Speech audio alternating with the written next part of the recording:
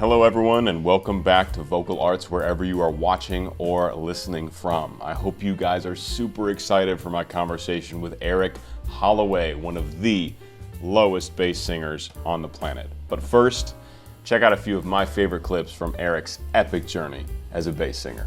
Mason, roll it. Roll shimmer, wrinkle in the vision, heat waves, I'm swimming in the lost they're leaving, Tarl Hill lost. The echoes of eternity. I am a poor boy too, pa-rum-pum-pum-pum.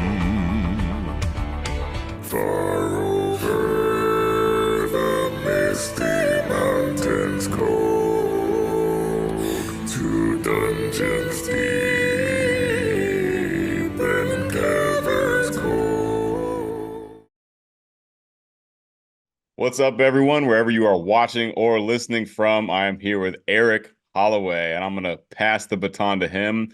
Let him give a little brief introduction as to who he is and what he is up to these days.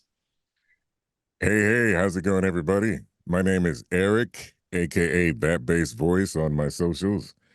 And it's a new year. I just started a new podcast. If you don't know who I am, I'm a voice actor by trade. That's what I do full time, but I'm also a vocalist. I sing. That's what I do on social media, mainly singing. And as you can hear, I'm a bass voice. Some people call me an oktavist. You know, if you don't know that term, I'm sure before this interview is over, you'll have a better understanding of what that is. But I'm just happy to be here. Me and Pete, we've known each other for a while on socials, but this is the first time we're actually interacting. So it's great to be with you, man. Great to be with you too, man. I love these. I love getting to do these one-on-ones because it'll happen where it's a bass singer that I kind of started chatting with during the Right. pandemic, when we all started busting out content. And Right. you've been a staple of, the bass voices I've become familiar with. So it's always so cool to finally get this literal FaceTime. Absolutely. Yeah. I don't mind doing these interviews one bit. You know, it just gives me a chance to introduce myself to more people that may not have ever heard of me or seen me before. So I appreciate the invite. Of course, man. Happy to have you. It's so interesting. I mean, I've known you primarily as just a bass singer, but like you said, voiceover work is kind of your main bread and butter. So when did you Yeah, get into voiceover work and how did you find that industry? Because it's such a competitive industry to crack your way into. it is. And, I mean, if you look at any industry, they're all competitive, right? You know, there's always people who excel at certain things and, you think you don't have a chance to get in, but a lot of times you just have to get in there and try, and you just never know what kind of moves happen once you get in the game, So, but yeah, it is pretty competitive, especially now since COVID. A lot of people felt like, hey, I'm stuck at home. I can't go to work. I've always thought about doing voiceover. People have always said I have a nice voice, yada, yada, yada. And they want to dive in, and just like anything else, though, once you dive in, you realize that it's a lot more to it than you actually imagined. The learning curve, learning the equipment, just learning the different genres, knowing how to set yourself up as far as a voice actor, your home studio or DAW, soundproofing your room or your area, wherever you might be, all that kind of thing. It's a lot to learn, and a lot of people jump in without actually realizing all that. So, but um, but yeah, if it's something that you want to do, it's definitely worth the effort and the money, I think, because equipment and all that stuff, gear costs money, coaching, training, all that. But I think it's worth it if you're consistent and you stick to it. And, the cream rises to the crop as the top, as they say, So That's right. do it, just stick to it. But I, I actually got introduced to voiceover some years ago. I was in a local singing group, and a friend of mine kept bugging me to go to this karaoke party. And, karaoke just wasn't my thing. But he was persistent, and eventually I just relented and I said, okay, I'll go. And it was at the house of a local celebrity DJ at the time who's since passed away, but his name was Ted Webb. And so when we got to his house, Ted opened the door. And as soon as he heard my voice, he was just, kind of taken aback. And we fast became friends after that. But he was a big karaoke buff. And these parties that he had at his house were like a who's who of business people in the Tampa Bay area who just loved to sing and they could sing. So that was refreshing for me.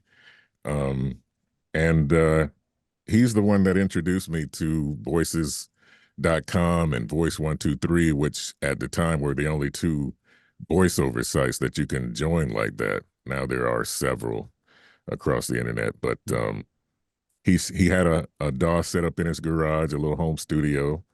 He invited me over on weekends, and he would show me how to work the DAW. What kind of gear and stuff I should buy, microphone technique, and all that kind of stuff. And then I kind of took what he taught me, and I had my little setup at home, and I practiced and I practiced and I practiced and I practiced, and I dove into researching the industry, the who's who, and all that kind of thing. And when I felt I was worth getting paid, then I started doing auditions, and that was probably a year or so after I started doing all that training and practicing and stuff like that. I felt like I was at a point after about a year or so to charge people money, you know. Yeah, yeah, But yeah, yeah. but yeah, so that's how I got started, and pretty much the rest is history. Back in 2020, I was fortunate enough to pick up not just one but a few agents, and I'm still with them today, and they still supply me with a lot of work. I still market myself. I get a lot of work on my own. People contact me directly. My exposure on social media has kind of boosted that. So Yeah, of course. I get inquiries all the time from different people and stuff like that. So I field through those. I have one of my agents actually help field those with me because sometimes it gets to be a bit much. I'm sure. But but yeah, it's all good though. No complaints. It's provided me and my wife and family with a pretty decent living, and I'm Awesome, working from man. home every day, and Amazing. you can't beat No, walking I mean, out the living room and stepping across to your studio and going to work, you know? I think that's why so many people want to get into voiceover, Yeah, exactly. before they realize how much goes into it. And I want everyone to pay close attention how you said, you learned it from the ground up. Thankfully, you had a mentor to kind of show you some of the ropes, but you research Right, the right. industry, you learn mic technique, you figure out the equipment, you learn about the DAW, which for the people out there, that's a digital audio workstation like a Logic Right, Pro or an Ableton, whatever you use. right. And then So when you true. felt you were ready, Yeah, when you're like, all right, I've put in the time, I'm ready to submit myself as a professional voice actor, then you right, did, and then the work started coming in. right. And That's how you and do it. it's a long game. And I tell people that all the time. They're like, "Hey, how can I do what you do?" And I'm glad to break it down for them and send them some sites and stuff like that. But I tell them it's a long game. And as far as what you charge people, sometimes people ask me, how much should I charge for this? How much should I charge for that? Um, there are certain fees, industry standard fees, ballpark figures for certain jobs. But if you're just starting out, you should charge accordingly, you know? Um, what I might charge somebody to do today with all my training and everything I've done wouldn't be the same as somebody going out on their first month or so trying to do the same thing and trying to charge the same amount of money. Absolutely. So I tell them, I say, well, be fair to yourself, but also be fair to the you know, um, because when you listen back to yourself a year from now, 5 years from now, you'll be like, ooh, people paid me for that, you know? Yeah, So, man. but you don't hear that at the time. You think you're ready, you think you're solid, you, Yep.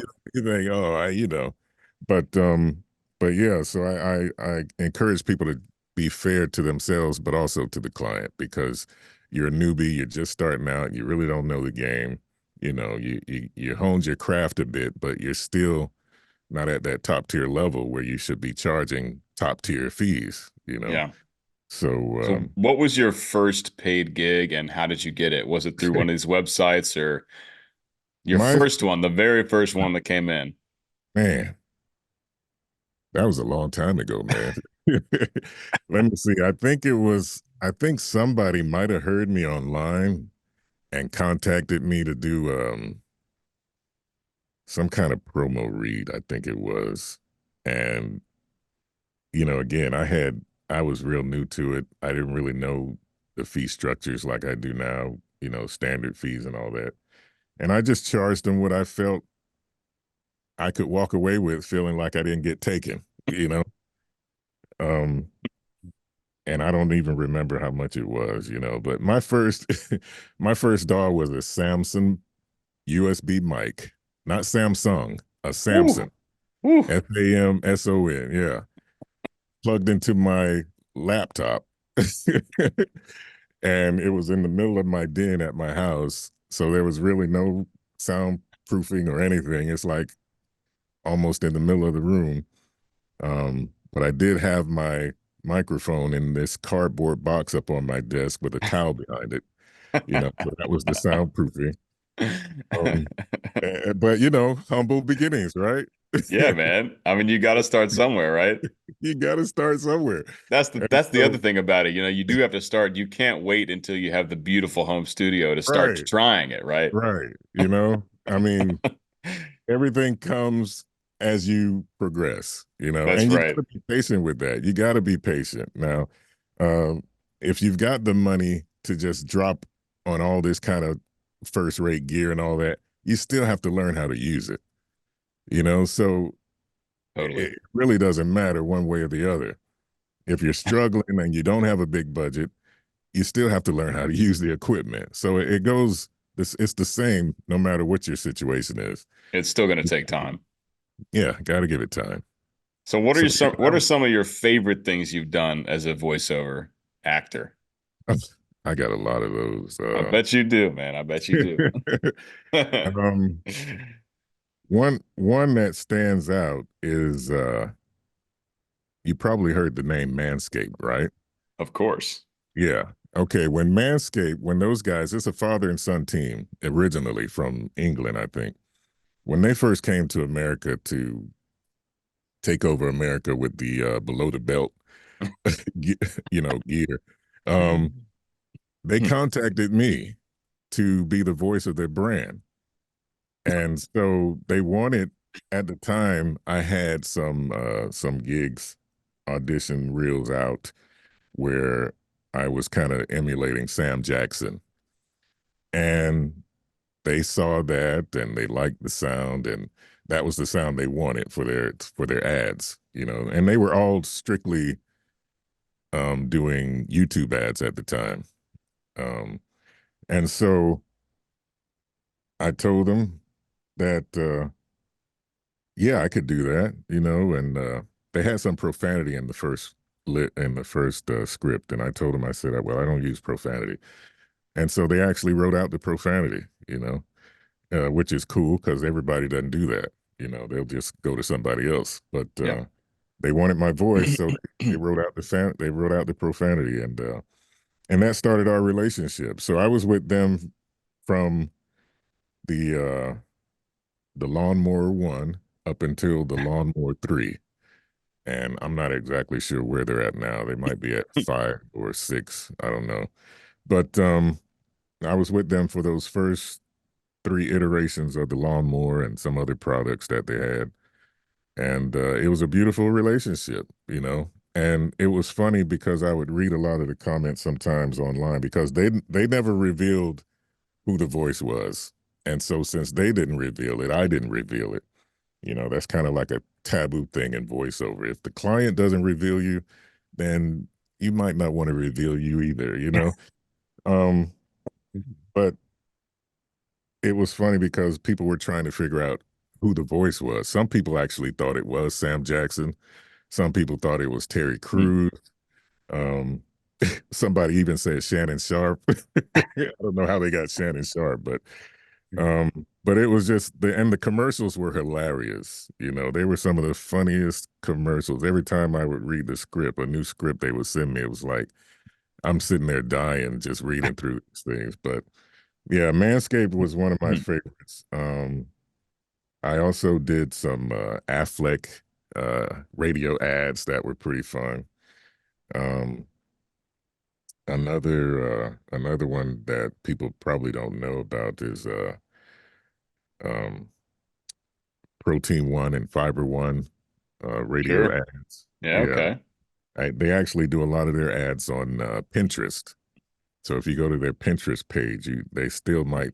I don't know if they still have my voice up there or not, but they might still have it on one of their videos where I'm kind of like, oh yeah, And so, but yeah, it's just so many down the line. I did some army military stuff. I've done video game trailers. Um, those are always fun. Uh, That was my next question. I knew video games was an industry oh, you had found your way into. yeah, I would have more activity on video games if I use profanity. Oh, And because I don't use yeah, profanity, it's kind of a thin line to walk with video games these days. that's so true. And I'm okay with that. That's just the way it goes. But yeah, I think my voice would be perfect for a lot of these video game characters. And Yeah, man. I still get sent auditions for all of that stuff. And sometimes it works out, and sometimes it doesn't. But I think I would have a larger impact on the video game voiceover community if I did use profanity. But Yeah, that's I just think how it worked out. a lot of the action games, like the heroes in those games, cuss all the time. Yeah, yeah. I mean, it's Like Gears of that's War. it is what it is. I don't shun them and I don't talk bad about them. And that's just the way it is. That's the industry. So it's Yeah. just my choice and my preference not to use profanity, and that's the consequence. I don't So I where don't does get to work. where does your desire or your choice not to use profanity come from? From my upbringing, my faith and my upbringing. Cool. Um, when I went into the military at 18, right after high school, that was kind of like when I broke free, and and I was saying anything anybody else would say. Um, so I don't sit on a pedestal looking down in judgment. It's just a choice that I made because of my upbringing mainly. My father was a preacher. I was a PK. Um, and so after some years in the military, it just it wasn't naturally me to talk that Yeah. way. Yeah. No. Well, it's Um, great to have, it's really important to have boundaries, professional yeah, boundaries. So yeah. So I kind of came back home to my roots, to my upbringing. And then especially after I got married and had kids, I definitely did not want to influence my kids that way. And so I just made the choice to stop using profanity, and that's where I've been, you cool. know. Respect. So I'm trying to imagine you sounding like Sam Jackson or Terry Crews, and I can't hear it because your voice is so much lower than their voices naturally. I'm at like Terry Crews has got so much energy. He's always like yelling at the top of his lungs. Same with Sam Jackson. He doesn't have a low voice either, really. I mean, they're not basses as far as I can remember. well, Peter, it's like this. It depends on the script, man. It depends on the script. That's a really good Terry Crews. That's a really good Terry Crews. Or Sam Jackson, one of them. But a lot of times when I do get a script that somebody wants me to do Sam, I have to kind of, like any actor, you put yourself in the character. And so I have to spend a few moments kind of going over some lines and finding the groove in the voice because it is a departure from my natural voice. But because I have a particular range, I can pull it off, Get So there. Yeah. I have a lot of fun doing that.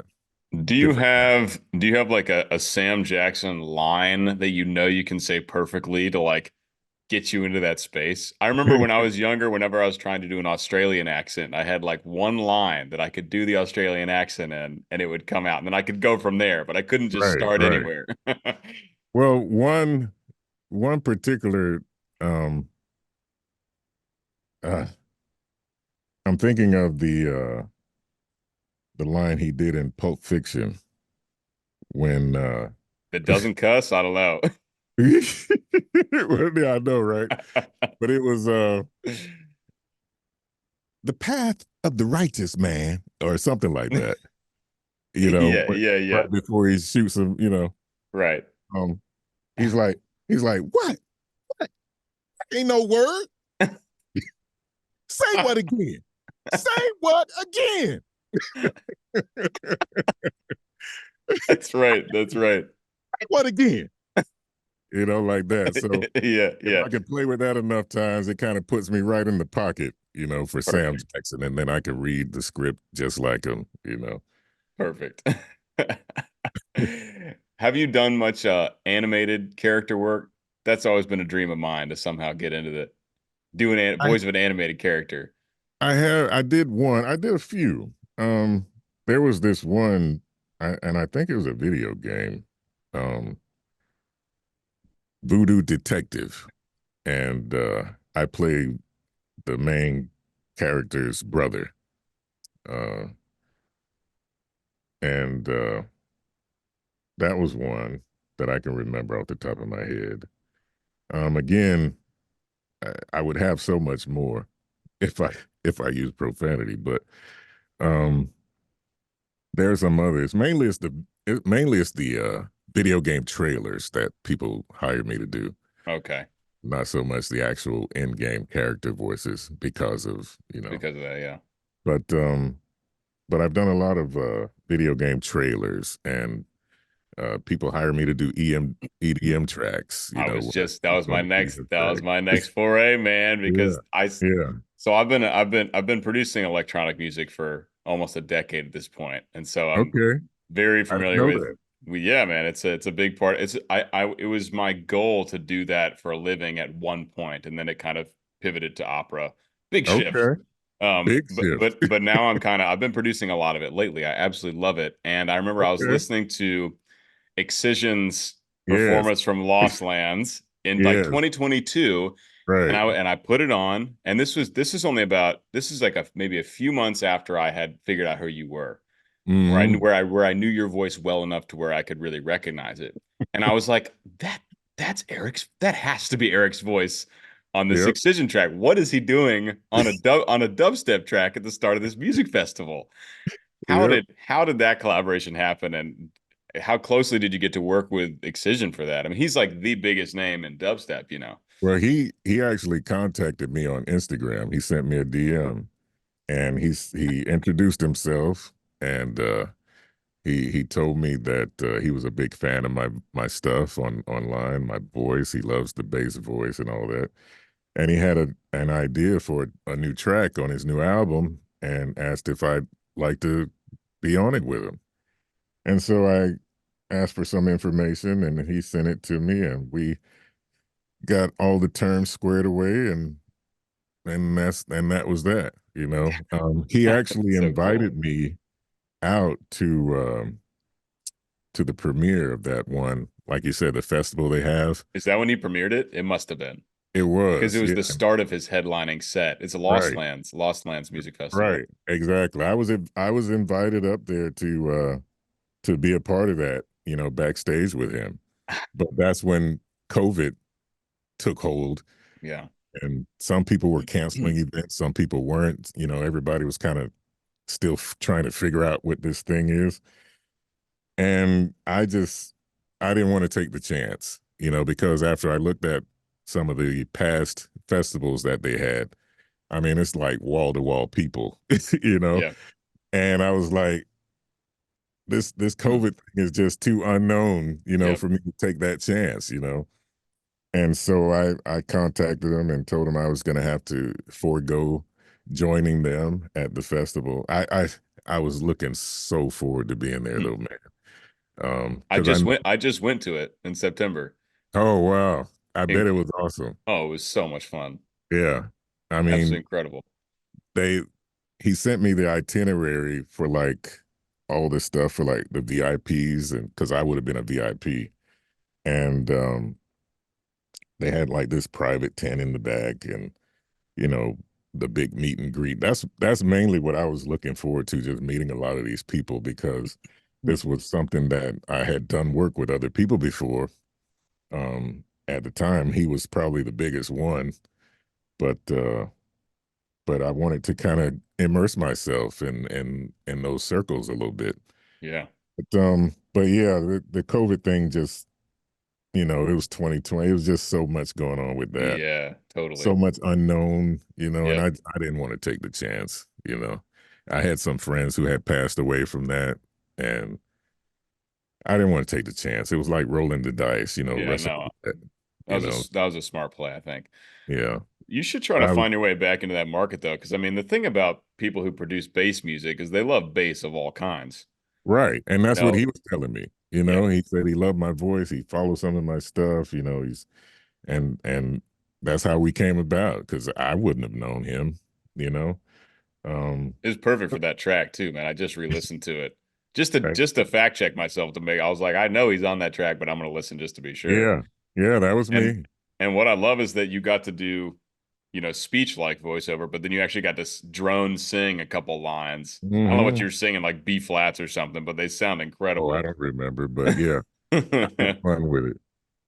The other thing is the soundtracks that I've been a part of. Some of the video game soundtracks, like RuneScape and Doom Eternal. Nice. You know, Nice. um, and uh, Mick Gordon from Doom Eternal. He contacted me as well. It's nice when people contact you and then you discover who they are, and it's like, oh wow, you know. But Yeah. um, Yeah. it was kind of like that with I'm not sure if you're familiar with the group AJR, the AJR brothers. I am. Yeah. I just made an analysis video for them on the channel, actually. Okay. Yeah. Okay, yeah, they contacted me last year to be on one of their tracks for the album they just released. The Everyman, I think that's the name of the album. But I'm on their song Steve's Going to London. Oh, I got to So, listen to it. yeah. I'm a little bit buried, but you hear me in the chorus. So, But what did they need an octavist for? What was their, does it, well, they had this harmony for the chorus. I didn't know it was harmony at the time because they just sent me what they wanted from me. Um, and I wasn't sure how they were going to use it in the song, but it was the chorus. And once I heard the song, it was layered harmony, which really sounded nice. And I'm at the bottom of that, you know. Um, but yeah, it's just going through the chorus harmony. okay. Just super low and some super low octave. Yeah. And they contacted me. They say, "Hey, we love your voice. We've seen your videos. We like what you're doing, and we got pretty much the same lines as Excision. We got this song. We'd love for you to be a part of it." And I'm like, "Yeah, sure." Yeah, that's a big It's time pretty group. much how it goes. Yeah. So, I mean, did you start with voiceover? Were you a singer first, or have you Oh, moved? I was I th absolutely a singer first. I've been right. singing since I was 5 years old, and Okay. that started in church, and I just grew up singing. You know. For a time, I was a wedding singer here in Tampa Bay. I've been a part of several groups. When I was in the military over in Germany, stationed in Germany, I was a part of an a cappella group. All of us were soldiers, and we would go around and sing for different ceremonies, like retirement ceremonies or festivals and stuff like that.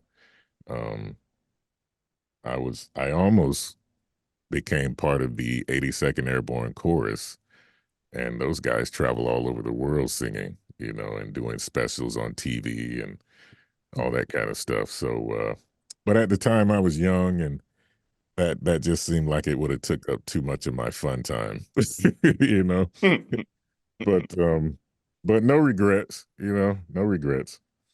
There was even a time where I was being vetted for the group Chanticleer. I don't know if you ever heard of Oh, Chanticleer. I love them. I saw them twice or three times live back in the day, back when Eric, the other Eric was the Yeah, bass, the Alatori. profundo. Yeah. God, what a great voice. Well, when he was ready to retire and step down, they started looking for a replacement, and Yeah, I mean, it would take a voice like yours to replace a we guy like that. well we were in talks, and it got pretty close. They actually were traveling doing some concerts, and they came down here to Florida, and I met them there. They had it all set up, and that was kind of like my face-to-face interview, and I got on stage and performed with them. Um, and they really loved it. I have some backstage footage with me doing some harmony runs with them and stuff like that. And I think they were probably gonna pick me. I can't say for sure, but it just, you have that feeling and how Yeah. things were going. Um, but the more I thought about it and the more I learned about the rigorous schedule that they have Mm-hmm. at the time, me and my wife were kind of newly empty nesters, and it just would have been a lot that I would have been away traveling. Um, and that wouldn't have been fair to her, after we got to that point in our lives to just be the two of us again. Hmm. Then I'm all over the world again, traveling all the Yeah. time. I Yeah. would have had to relocate to San Francisco, and Yep. it was a lot that went into that decision. And so before they made any kind of confirmation, I contacted them and just took my name out of the running. So I thought that was just fair to them, you Yep. know. That's the honorable thing to do for sure. Yeah. So, but I was definitely like right on the edge of being that new bass for Chanticleer. But Hey, in a different life, man. A different life. yeah, yeah, yeah. Are you do you in touch with some of the other octavists of the world? Are you in touch with like Glenn or EricHollaway or some of these other guys at all? I I've I've spoken to Glenn like on social media posts, Hmm. not directly like we're talking here or just one-on-one chatting back and forth. Um, I kind of like to develop those kind of relationships, but um, everybody's kind of in their own space, doing their own thing, and it would be something that it would be in passing, hey, what's up, man? Or you see a post, and I always try to comment on people's posts if I come across it, and say something about it. But Eric, I think he kind of dropped off of social media for a while. I haven't seen him post anything for a while since he retired. Um, but I'm not against developing relationships with these guys. I see them as my peers. I think I could learn from them. Maybe they could learn something from me. Um, but I think it's cool to be able to know somebody else that has a similar voice like yours. There's only a Um, handful of you guys in the world. exactly, exactly. And for a long time, I didn't know anybody with a voice like mine. Yeah. That was one of the weird things about being an octavist. That word is fresh in my vocabulary, probably dating back 10, 12 years, if that. Before that, I never knew the word. I never heard it before. I didn't know what that was. But it was the guys from the Facebook group, Basstronomy, Yeah. Octavism, Yeah, and that's right. Chorale. Yeah. Yeah. Um, Apparently, they had been following me on YouTube for a long time, and they eventually invited me to join the Facebook group, and I did. And when I went on the group and met everybody, it was like they were treating me like a rock star, and I was like, "Yeah, it's just me." I mean, But anyway, um, they were the ones that kind of introduced that whole oktavist thing to me. And when I understood what it was, so many things in my life just instantly made sense. For instance, Mm, I used to be in choruses, chorus groups in high school and in church, youth group, choir, all that kind of stuff. And I'm always singing the bass part, right? But they would say, Eric, come up, you're too deep. And that baffled me because I'm singing the bass part. And that happened all my life. I've been in a cappella groups as an adult, and we're singing four-part harmony, and these guys were like, come up, Eric, come up, you're too deep. And I just never understood what that was. Why? How am I too deep? I'm the bass. So when I discovered I was an octavist, then it was like a light bulb went off. And it's yeah. like, that's what it was. I was singing the bass part an octave low. So that's why people were always like, come up, Eric, you're too deep. And I'm thinking, how can I come up? I'm singing the bass because I was singing an octave lower Yeah. than the bass part. It's a And whole different voice type. that's what an octavist is. And Yeah. I had no idea, but the good guys at Octavism, Basstronomy, and Chorale, they introduced me to that. And I Yeah. think the world, or a lot of the world, now understands what an octavist is. Yeah, the low bass voices in general have gotten a lot more recognition in the last, even just the last few years, I feel like. Because of things like TikTok and groups like the Wellerman, and I'm Yes, so happy to be a part of the bass gang, and like Jeff yes, Castellucci and Tim Faust and yes, all these guys. People are like, oh, like yes, there are people out there that have voices like that, yes. and we enjoy See, listening to it. when I was growing up, it was the Statler brothers, the Oh Oakley yeah. boys, Yep. groups like that, um, and the Temptations, the Four Tops, and so I always had a love for deep voices, mainly because my dad was a bass, or is a bass. He's still alive. But when my voice first dropped as a teenager, it superseded his. And so, yeah. And so I'm the deepest voice in our family. You know, all of us are kind of bassy, Yeah. my brothers and my dad, but I'm like the anomaly. Yeah. And so I had a lot of fun with my voice too when I was a teenager, but yeah, it was something that I had to learn how to use because, and this is something my dad helped me out because he was a preacher. He understood this too. Speaking in front of a crowd, you had to learn how to really enunciate your words as a bass voice, or people wouldn't understand what you're saying. And that happened to me in the early years. And I was tired of always repeating myself. And I say something, and people are like, huh? What? Huh? And it's like, am I speaking Martian or something? But it was because I wasn't really enunciating my words. It sounded muddled, I guess. And so that was something I worked a lot of years on, thanks to my dad's advice, to speak clearly, to enunciate, and sometimes over enunciate, um, just so people could understand me. And I get complimented on that a lot, especially in voiceover, where people are kind of surprised that I can speak so clearly, with such a deep voice. And that's because I had to really work at it so people could understand me. Um, Yeah. So and how else has your voice developed since it first dropped? Has it gotten a lot lower, or has it mostly just gotten more resonant I and have I have powerful? I have noticed that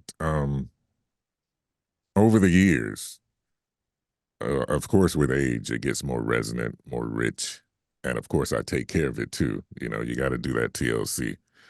Um, it's gotten deeper in a sense because I remember a time where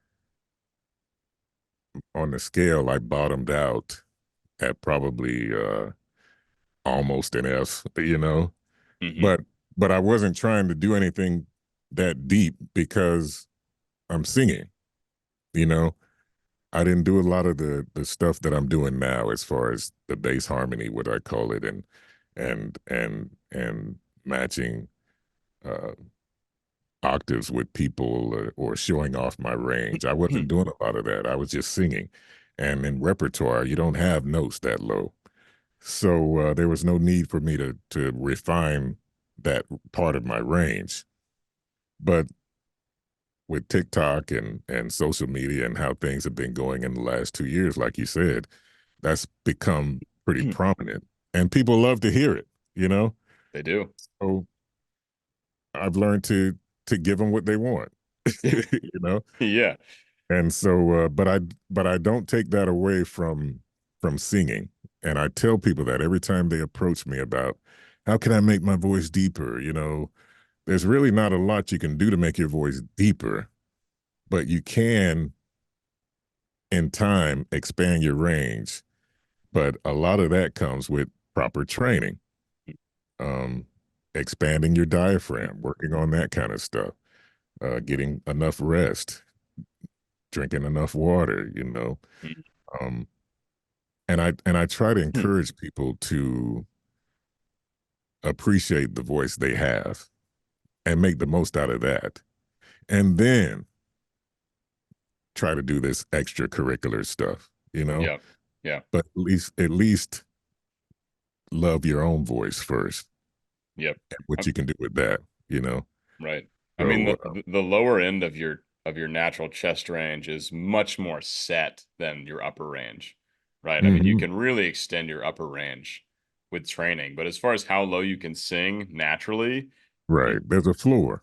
you can do the proper training and everything, but so much of it just comes down to your natural setup. Get natural. Yeah, exactly. And I tell people that, you Yeah, know, me too. um, they're like, what did you do to get so deep? I was born. Yeah. You know, I Yeah. didn't do anything. You You're know, my like, that's I the said part my you're like, that's the part I didn't work for.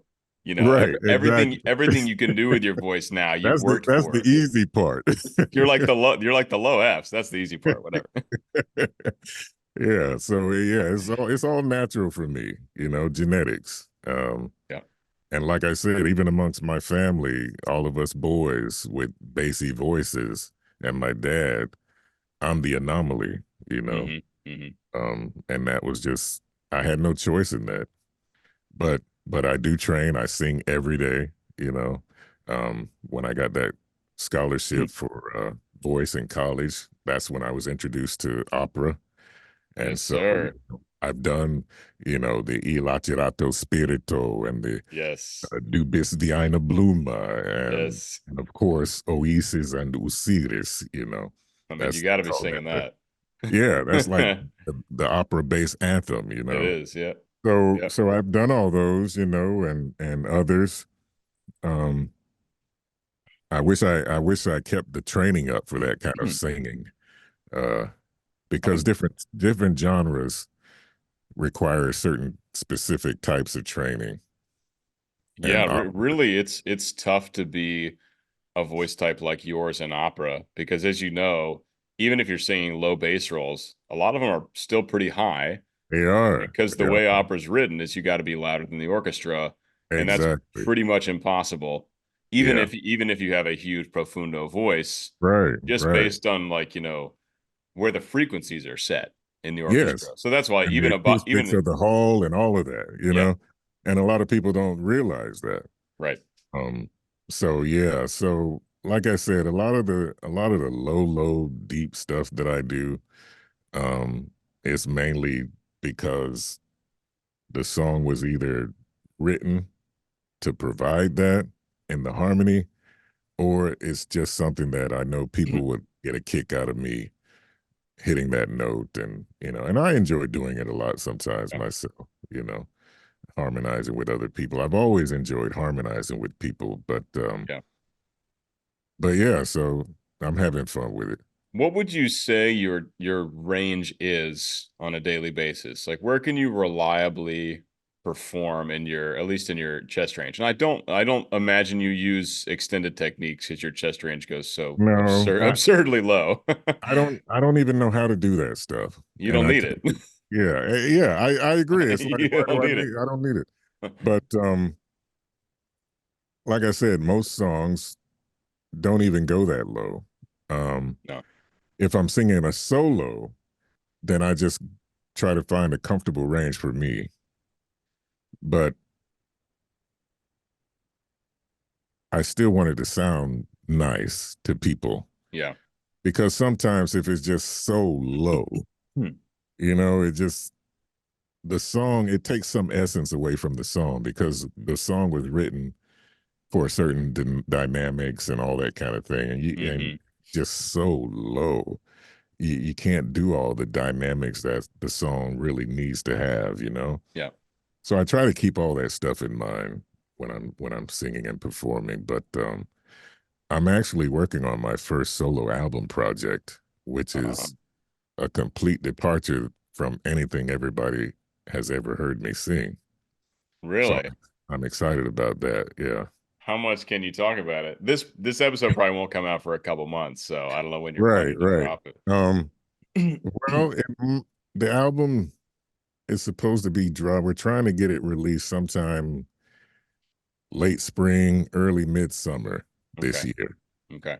Um, and so that's what we're working toward because we actually want to have it out. There's a certain time it has to be out to be considered for possible Grammy nominations. So that's what we're looking at. Man, that'd be amazing.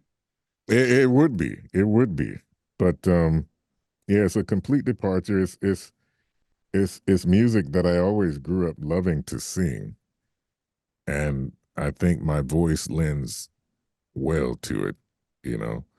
Um, and just my own personal style and having fun with how I like to sing stuff, you know. Yeah. There's everybody once you listen to somebody for a while, they have like their little signature things that they do. Um, and I think a lot of people have heard me. I like to roll off notes, you know. Uh, Endless notes. yeah, I like to roll them off like I did in Hoist the Colors and Yeah. some others.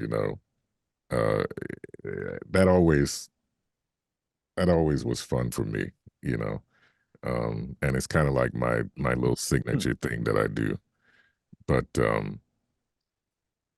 but I think a lot of people will be surprised, but hopefully they'll also appreciate it when it comes out. So we'll see how that goes.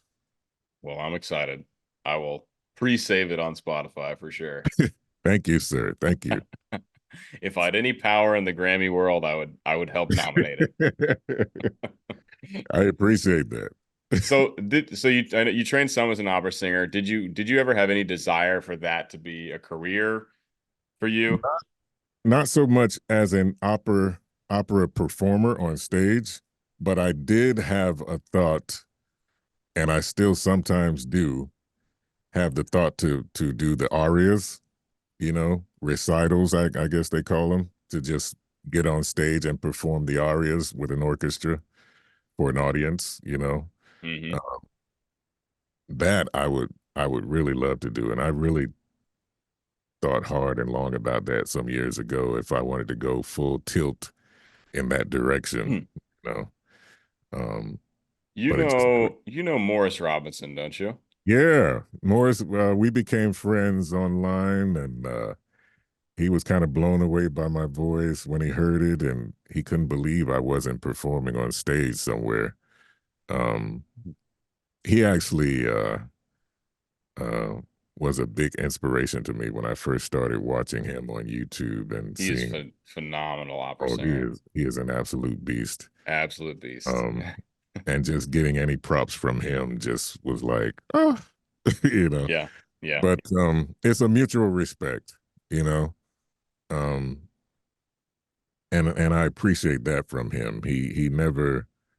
Uh he never kind of looked down on my abilities or dismissed them, you know. There was an instant mutual respect because he could hear probably some of that training in my voice, and just the way I've Mhm. nurtured my voice over the years. You know, he has the ear trained to pick up on that Yeah. kind of thing, and he did, and so that was pretty cool. It's also quite rare for him to meet someone with a voice lower than him, probably. Yeah, yeah, yeah. He mentioned that a couple of times. Yeah, yeah. I did a master class with him when I was in my master's program years ago. And also when I Hmm. was there, I got to watch him perform Oh, uh he. the Grand Inquisitor and Don Carlo in Uh, LA Opera. yeah. It's a his voice is as big as he is. You know, Yes. he's like six Yes. foot three, 300 pounds, and his voice Mm-hmm. is that big, Mm-hmm. you know. It's what's amazing to me about his voice too is he is this profundo singer, but the amount of cut and squealo he gets in his sound, man, it is crystal clear in the back of these Mm-hmm. huge opera houses. Yeah. Just I've amazing. watched I've watched a lot of his training videos, and he Yeah. is relentless Whew. and just again, again, Yeah. again, again, you know. And that's what I was saying earlier. Mm, If I had stuck to that type of training myself, because that's what I used to do when I was going through opera, my hmm voice work. hmm If I stuck to that, I'd be a different kind of singer, I guess. Yeah, Um, for sure. but, but again, no regrets. Yeah, it's literally just it's a whole different path. An opera, you got to go Yeah, all in. You got to go all in yeah, to make it.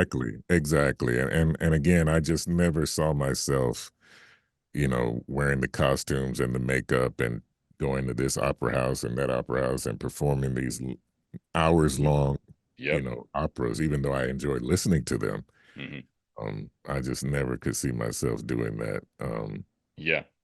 I mean, But if you passed up on Chanticleer for a similar reason, opera would be no different. It's a lot of exactly, if you have a big career, you're traveling internationally a lot. You're out of the house a lot, yeah, yeah. As I see him doing all the time, all the time. Exactly. So, yeah. So my life right now is kind of tailor fit for me and my wife in our stage right now, and it's comfortable for me. So it's like, why do I want to Mhm. mess that Yeah. up? So what are some goals for you career-wise, music-wise? Obviously, I mean, a Grammy nomination would be insane. It'd be absolutely insane. Doing these orchestral recitals, perhaps. What else are you kind of thinking? Short term, long term. Right now, I I want to meet more people. I want to do more collaborations. I Oh boy. love I love collaborating with other people who are like on their game, I think I have something to bring to the table. Um, and a lot of people just don't know who I am. Um, Sometimes people are always asking, dude, where have you been? Been right here, Been right. Yeah, yeah. Um, but but I there was a time where I could have pursued my singing career full blown, but I was a young husband.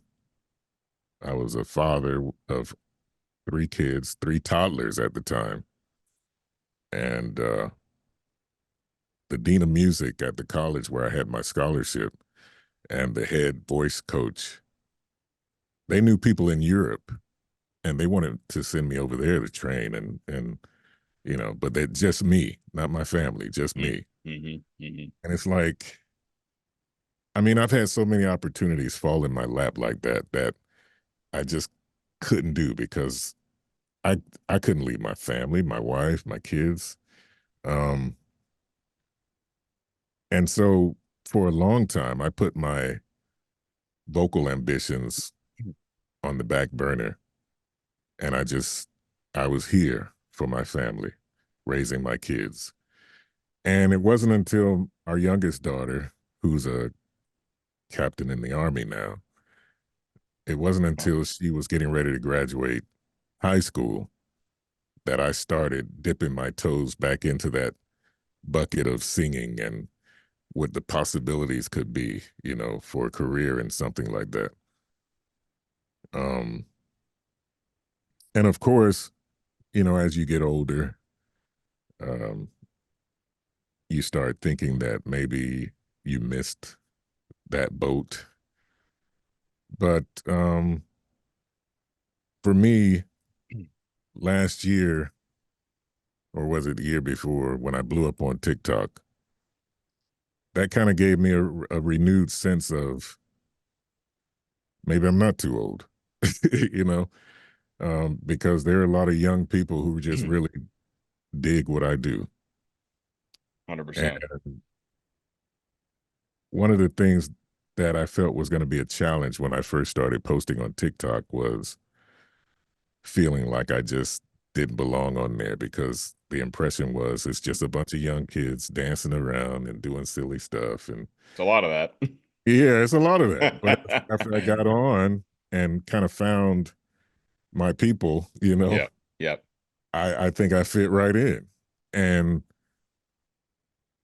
those same young people kind of gravitated toward what I was doing and they like it. And so I'm like, okay, I guess I'm not too old. you Yes. know? For all Um, the potential pitfalls of social media on attention span and whatever else, that's a whole rabbit hole. A beautiful mhm. thing is that there is a niche and a market for everything. Everything, I mean, everything. the fact that extreme low voices like yourself can gain, a following of millions of people, like that is an amazing thing. And it's so great that there's a vehicle for exposure now. Exactly, exactly. Because like when I first got on YouTube, that was probably the main thing or the only thing at the time where you could do something like this online. You know, um, YouTube came out, I think, 2006, and that's when I joined it. But I didn't put my first video up until 3 years later. Because it just wasn't a major thing at the time. Yeah. Um, but I still have some of those loyal followers from those early days of YouTube that are still with me now, and it's incredible. Um, it's also incredible that so many young people gravitate towards my videos. Yeah. And I get comments all the time from mothers, from parents who tell me how they feel safe when their kids are watching my videos. Yeah. Yeah. That means a lot to me, Yes. because I have grandkids, and I raised 3 kids myself, and I know how protective you want to be as a parent to what your kids are exposed to. And so to hear those kind of comments, it just really warms my heart. So that's the kind of stuff that really encourages me to keep doing what I'm doing.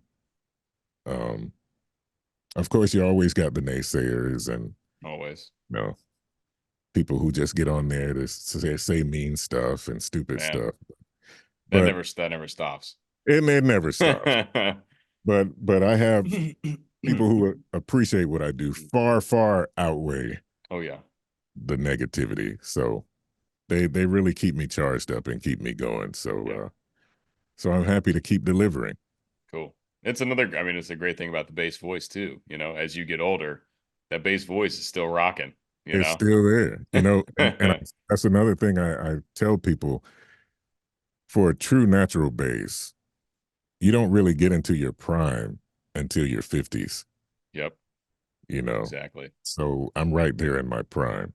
Yep. I'm I'll be 58 next month. Oh man. I'll wish you a happy So birthday when it comes up.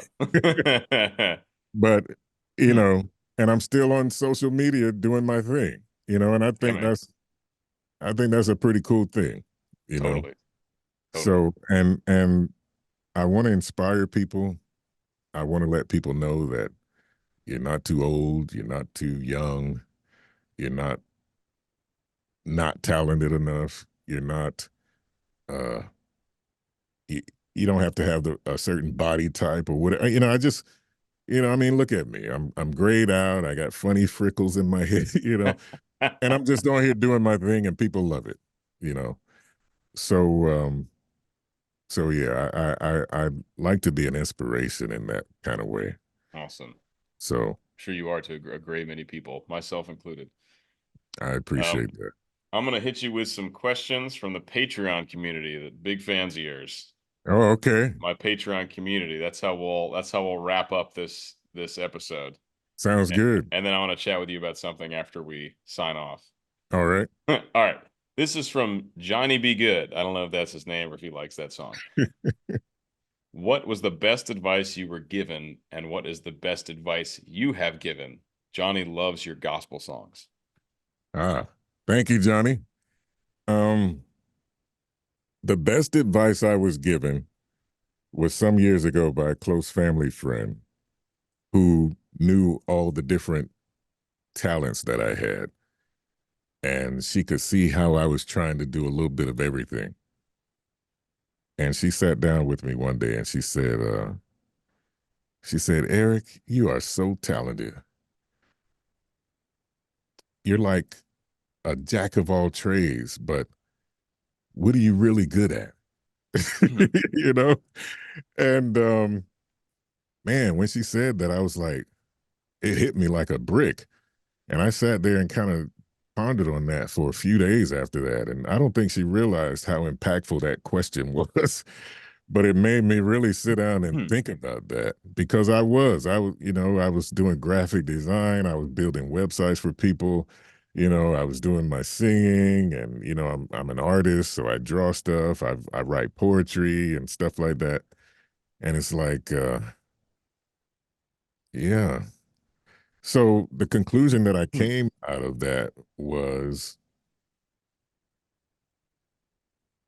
if there was one thing out of all the different things I can do and do that for the rest of my life, what would it be? And the conclusion was using my voice, singing, speaking, um, whatever, using my voice. And so that's what I honed in on. I let all the other stuff fall away, even though it still comes in handy when I'm putting a video together or I want to put a graphic together. I have those skills. But as far as where I spend my time and energy, I put it into my voice, training, exercising, um, building my repertoire, learning new stuff, um, and everything that kind of encompasses that, building that up. And so that would be the best advice I think I ever got. The best advice I ever gave. And this is what I tell people even now, because they say, "Oh, I want to do what you do." Just put yourself out there. Just do it. It doesn't have to be polished. It doesn't have to be pretty. It doesn't have to be perfect. Just hit that red dot on your cell phone and hit and start recording, saying something, singing something, doing something, and just put it out there. Yep. And you just be consistent with that. You'll start to improve over time. You'll get better. The creativity will kick in, and you'll start getting new ideas. And you know, you might go in a different direction, but it's still something you want to do. It's something you're good at. But that's how it goes. Just put yourself out there. You got to do the thing. Yeah, just do the thing. I love it. Some people kind of wait till they try to learn this and they try to learn that and they try to do this and I want to get better at this. And it's like, no, wherever you are right now, just hit record, put it out there. Your audience will find you.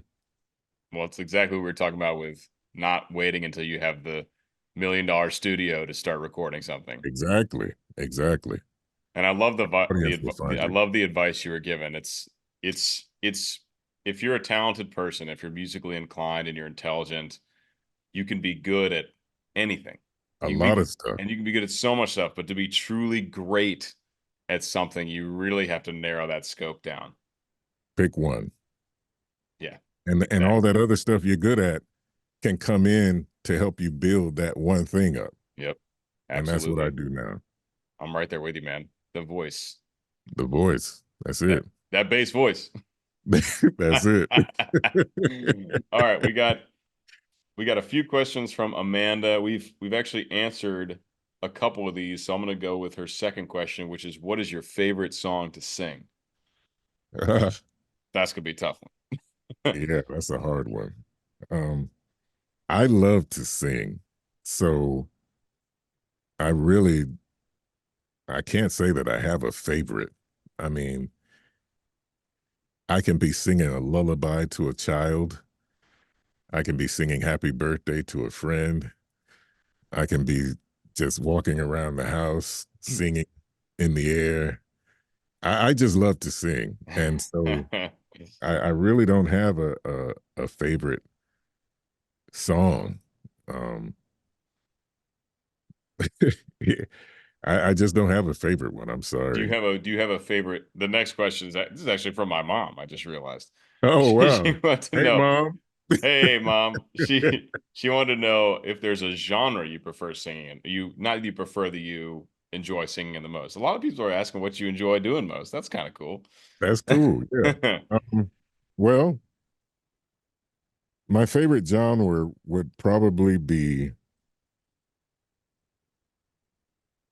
the Great American Songbook. Oh yeah, man. She'll like that answer. The Great American Songbook. Irving Berlin and All that. yeah, Sinatra, standards. the standards. Very cool. My mom absolutely loves jazz. Hmm. Just absolutely gobbles jazz up. Sweet, sweet. Okay, and another one from Jen Fraley. This is another one. I mean, Hello, Jen. I think we know the answer, but of your artistic endeavors, which one gives you the most joy? Everyone's asking about what you enjoy doing, man. Singing, Singing. We got that using one. my voice. Yeah, I love it. All right, right on. Cool. There are a number of questions, but we really kind of nailed a lot of them in this Okay, you conversation can ask already. me a few more if you want. There was one more that this person LKH really wants you to do some impressions. We already got you. We already got you to do some. Maybe if there's like a line from a trailer or something you could hit us with, like the Doom trailer or something. I don't know Uh, if you have any off the top of your head. man, that's yeah. I got some. Do you remember anything from the Excision collaboration? Mm-mm. You know, I will say something that there's a chant in the Excision Yeah, part that I do, yeah. and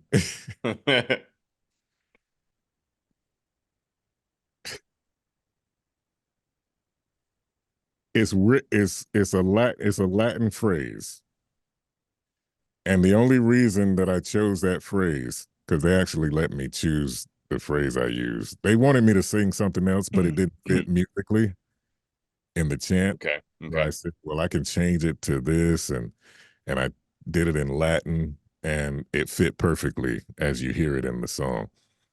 Um, but the phrase is like it's not what you think it might be in English. It's like some random, you know, Just random Latin. is your coffee hot or something like that, you know? But it fit. The phrase fit in Latin perfectly. I bet no one realized or cared. No one, no one. I've never told anybody. Only Excision knows. Or before now, he was the only one. Now thousands of people will know. But that Latin chant that I do in English is like, is that really what he said? I'll admit it does sound perfect in the song, so It's perfect for the song. it's The perfect. cadence, the beat, everything. The tempo Yeah. is perfect. Did you choose the pitches to drone on? There's a little bit of movement, but it was like low, low, low, low, low, up like a fifth, and back down. Well, I'm always given parameters what they want me to do, but I'm always given some creative freedom at the same time because how I sing is how I sing. Um, so yeah, even with Mick Gordon when he gave me the lyrics to the couple of chants I did in Doom Eternal, he had it laid out exactly how he wanted it, but he gave me the creative freedom to do it in my kind of way, you know, Nice. which is something that when people do want to collaborate with me, that's something I kind of insist on because I don't want to feel like I'm boxed in Hmm. and not really being myself. I can't give you the best of myself if you're not Hmm. letting me be myself, you know? Yeah, absolutely. So and that's also in my voiceover career.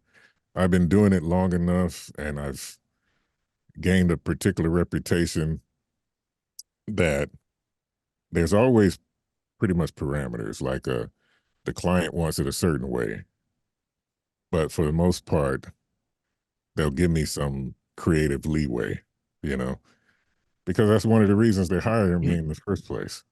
Because Yeah. they like what I do, they like how I do it, they like the sound, all that kind of thing. So it's always nice when that happens that way. It doesn't always, but it's nice when it does. Most times it does Yeah. because they want the best of me and I want to give them the best of me. Right. And I can do that really if you kind of got me bound up, you Yeah, know. totally. So So for your collaboration with Bobby and Luke Taylor and all those guys for Hoist the Colors, Bobby wrote that arrangement. When Bobby sent it to you, was there some of that freedom structured in, or were you just oh like, yeah, yeah, I would love to do whatever like he sent originally? Because I mean, that third verse or fourth verse or whatever, it's just you singing down to the low F right, sharp, and it's perfect. It right, works so well that way. right. How was that? Was that how Bobby wrote the original arrangement, or were you like, let me get this, I let me do this? there was a little bit of a debate on that.